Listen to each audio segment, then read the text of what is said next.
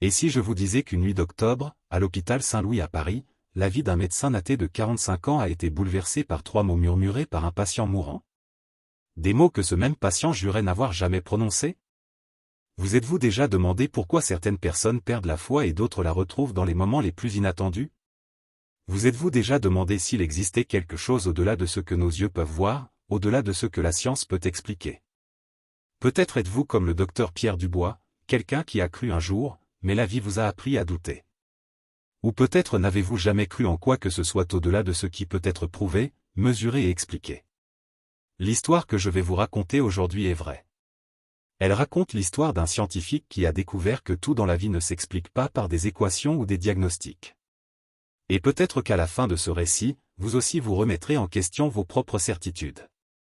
Si vous êtes ici parce que vous cherchez des réponses, parce que quelque chose dans votre vie vous fait remettre en question la réalité, laissez un j'aime sur cette vidéo et dites-moi dans les commentaires, avez-vous déjà vécu quelque chose qui a remis en question vos croyances?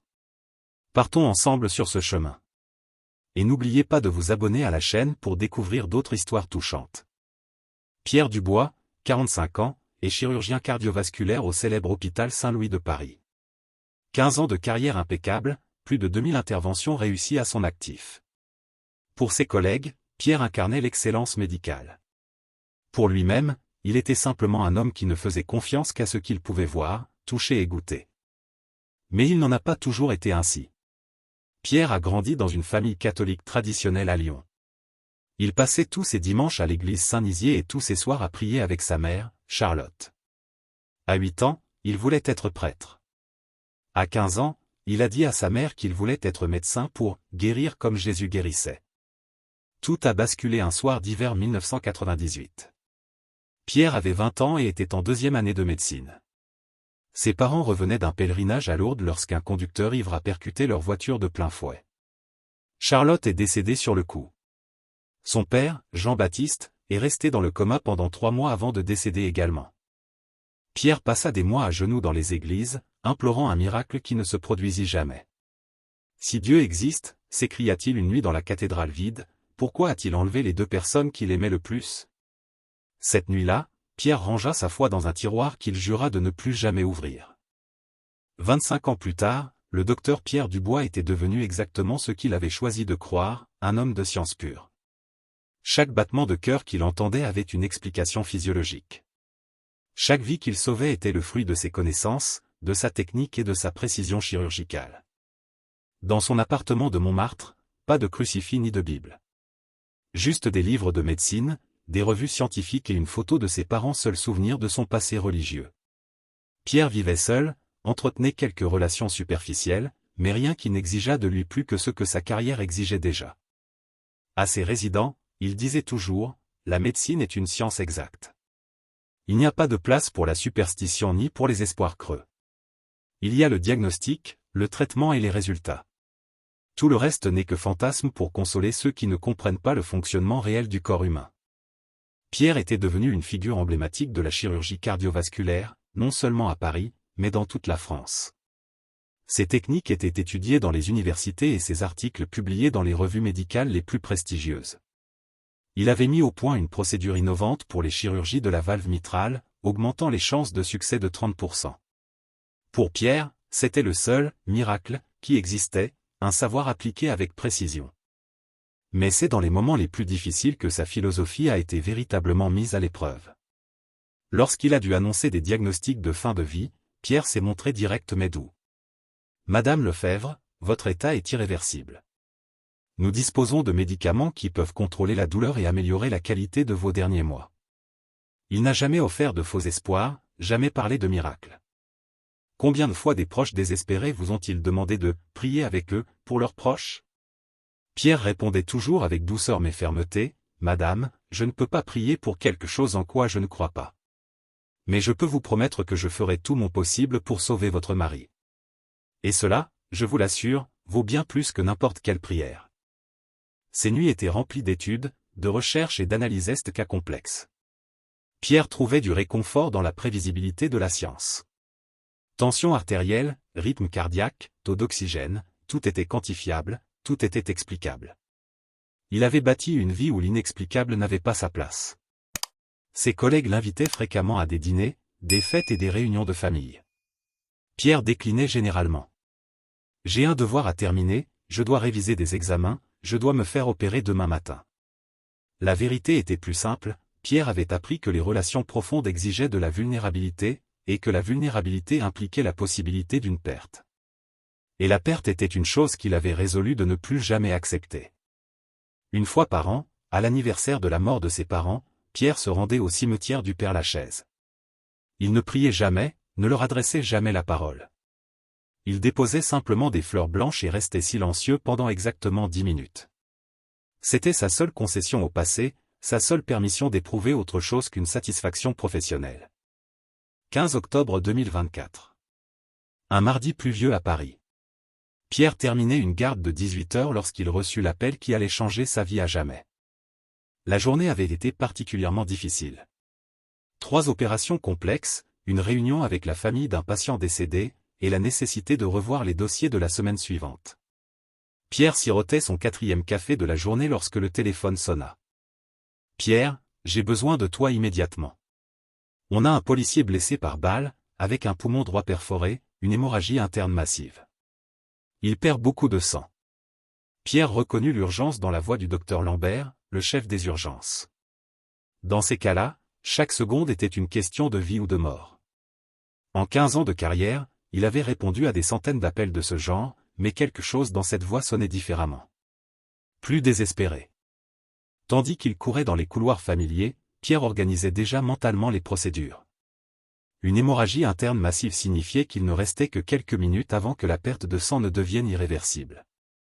Il lui faudrait au moins 6 poches de sang de groupe O, un défibrillateur de garde et sa meilleure équipe.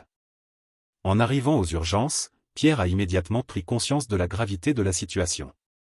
Il y avait du sang sur le sol, 3 infirmières travaillaient simultanément, les moniteurs hurlaient.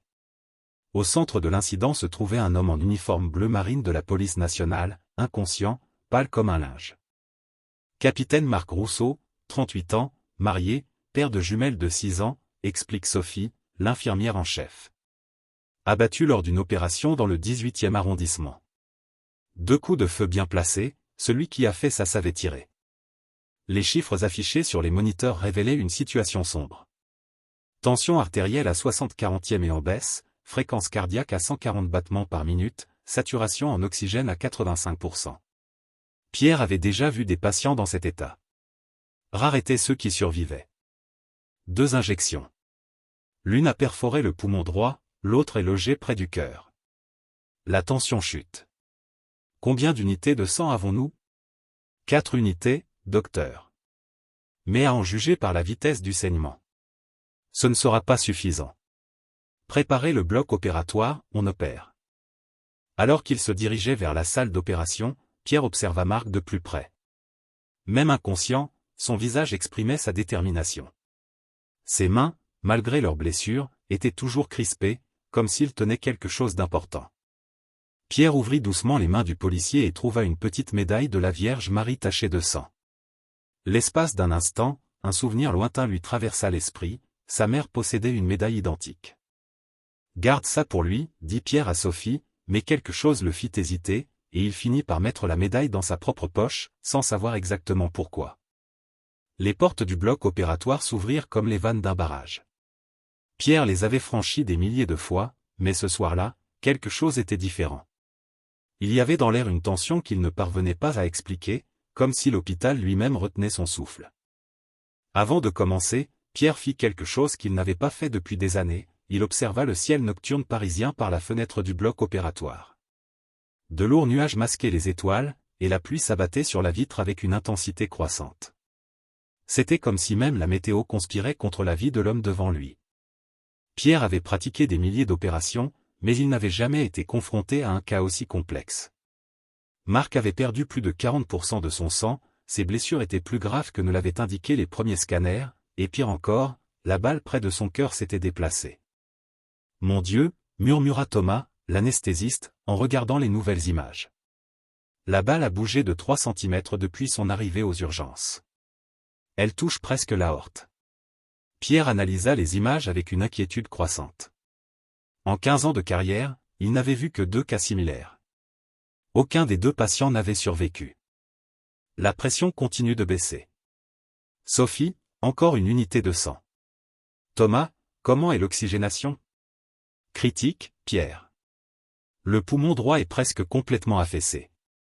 Et il y a autre chose, on dirait qu'il y a des fragments de balles éparpillés dans le tissu pulmonaire. La première incision révéla l'étendue réelle des dégâts. Le poumon droit était gravement perforé, du sang s'était accumulé dans la cavité pleurale et, pire encore, de petits fragments métalliques s'étaient dispersés dans les tissus comme des éclats d'obus. Pendant la première heure, Pierre travailla avec la précision d'un horloger suisse. Chaque fragment de balle devait être retiré individuellement, chaque vaisseau sanguin rompu suturé. Ce fut un travail d'une patience extrême, mais Marc manquait de patience. Tension 50/30e, annonça Sophie d'une voix trahissant sa nervosité. Elle travaillait avec Pierre depuis 8 ans et pouvait lire son expression. L'inquiétude se lisait dans son regard. La réparation pulmonaire a nécessité 2 heures de travail minutieux.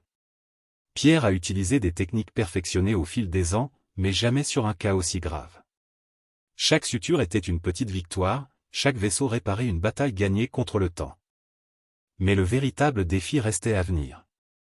La proximité de la balle avec le cœur créait un dilemme insurmontable, la retirer risquait de perforer l'artère principale et de provoquer une mort immédiate, la laisser en place risquait de provoquer une embolie mortelle ou une infection généralisée. Thomas, d'après ton expérience, quelle est la meilleure option selon toi? Demanda Pierre, ce qu'il faisait rarement. Il prenait toujours ses décisions seul, se fiant uniquement à son propre jugement. Pierre, honnêtement, je n'ai jamais vu un cas comme celui-ci. Les 2 options sont extrêmement risquées. C'est une décision que tu es le seul à pouvoir prendre. Pierre ferma les yeux 5 secondes, une éternité au bloc opératoire. Lorsqu'il les rouvrit, sa décision était prise. Il retirerait la balle, mais en utilisant une technique dont il avait lu des articles dans des revues allemandes, mais qu'il n'avait jamais testée personnellement. Les 20 minutes qui suivirent furent les plus tendues de la carrière de Pierre. Chaque mouvement devait être parfait, chaque angle calculé avec une précision mathématique. 1 millimètre de différence signifiait la mort instantanée du patient. Docteur, le rythme cardiaque devient irrégulier. Fibrillation ventriculaire. Préparez le défibrillateur. Premier essai, la ligne sur le moniteur restait droite. Deuxième essai, toujours rien. Marc perdait la bataille, et Pierre perdait le patient. Essayons encore une fois. Augmenté à 300 joules. Le silence dans la salle d'opération était assourdissant. Seul résonnait le bruit du chargement de la machine et le murmure de la ventilation artificielle. Sophie regarda Thomas, qui à son tour regarda Pierre. Tout le monde savait que c'était probablement leur dernière chance. C'est dans cet instant de désespoir absolu que quelque chose d'inexplicable se produisit. Pierre, l'homme qui ne croyait qu'en la science, sentit ses mains se mettre à trembler, non pas de nervosité, mais de quelque chose qu'il ne parvenait pas à identifier. Puis il s'entendit murmurer des mots qu'il n'avait pas prononcés depuis 25 ans. S'il vous plaît, si vous existez, ne laissez pas ces filles devenir orphelines. Le troisième choc fut différent. Pierre ne pouvait l'expliquer, mais il avait l'impression que ses mains étaient guidées par quelque chose qui échappait à son contrôle. La décharge électrique parcourut le corps de Marc, et pendant un instant qui sembla une éternité, rien ne se produisit. Pierre. Il est de retour. Les signaux se stabilisent. Mais ce qui se passa au cours des 45 minutes suivantes bouleversa tout ce que Pierre savait de la médecine. Ses mains se déplaçaient avec une précision qu'il ne reconnaissait pas, comme guidées par une force qui transcendait ses compétences techniques. Chaque incision, chaque suture, chaque décision semblait provenir d'un savoir qui dépassait sa formation médicale. Le retrait final du projectile fut exécuté avec une précision chirurgicale qui impressionna même Thomas. Pierre utilisa un angle qui, techniquement, n'aurait pas dû fonctionner, mais qui fonctionna parfaitement. Le projectile ressortit sans causer de dommages supplémentaires, comme s'il savait exactement où aller. À 3h27, Pierre posa le dernier point de suture sur l'incision. Marc Rousseau était vivant, stable et hors de danger. Mais Pierre était plus confus que jamais quant à ce qui s'était réellement passé dans cette salle d'opération. Après l'opération, Marc a été maintenu sous sédatif pendant 48 heures. À son réveil, il était toujours sous analgésiques puissants, morphine et autres opioïdes, qui altèrent l'état de conscience des patients. « Comment vous sentez-vous, capitaine ?» Marc regarda Pierre, le regard encore vitreux à cause du médicament. Docteur. J'ai besoin. J'ai quelque chose à vous dire. Calme-toi, tu es encore en convalescence. Tu peux parler. Pendant l'opération, j'ai tout vu, docteur. J'étais là-haut, à vous regarder opérer. C'est normal, capitaine. L'anesthésie et les médicaments peuvent provoquer des hallucinations. Ne vous inquiétez pas. Non, docteur. Ce n'était pas une hallucination. Je vous ai vu prier. J'ai vu vos larmes. Et elle était là avec vous. Qui, capitaine? Marie, la mère de Jésus. Elle était à tes côtés quand tu as retiré la balle. Et elle m'a demandé de te dire quelque chose. Capitaine, vous devez vous reposer. Les médicaments vous font imaginer des choses. Elle a dit, dites au docteur Pierre que Charlotte et Jean-Baptiste vont bien. Ils ne vous ont jamais abandonné. Et que le moment est venu pour vous de pardonner, non pas à Dieu, mais à vous-même. Pierre sentit ses jambes faiblir. Seules 3 personnes au monde connaissaient le nom de ses parents, et lui-même en faisait partie. Même son dossier médical ne contenait pas cette information personnelle. Comment connais-tu ces noms? Elle m'a montré que tu étais à 8 ans, agenouillé à l'église Saint-Nizier, demandant à imiter Jésus. Elle m'a montré que tu brûlais les images religieuses après les funérailles de tes parents. Et elle m'a dit que tu n'avais jamais cessé de croire, que tu avais juste cessé de pardonner. Pierre quitta la pièce sans pouvoir prononcer un mot. Ses mains tremblaient, son cœur battait la chamade. Comment un patient sous sédatif, gravement malade, pouvait-il connaître des détails intimes de sa vie qu'il n'avait jamais révélés à personne? Pendant 3 jours, Pierre n'arrivait pas à se sortir cette conversation de la tête. Il essayait de trouver des explications logiques, peut-être que quelqu'un à l'hôpital connaissait son passé, peut-être que Marc avait enquêté sur sa vie. Mais rien n'avait de sens. Pierre a appelé ses amis de fac, d'anciens membres du personnel hospitalier, tous ceux qui auraient pu partager son histoire avec Marc. Personne ne savait rien. Personne ne connaissait l'agent avant l'accident. Le soir du 3e jour, Pierre sortit la photo de ses parents, la seule qu'il avait conservée. Il ne l'avait pas vraiment regardée depuis des années.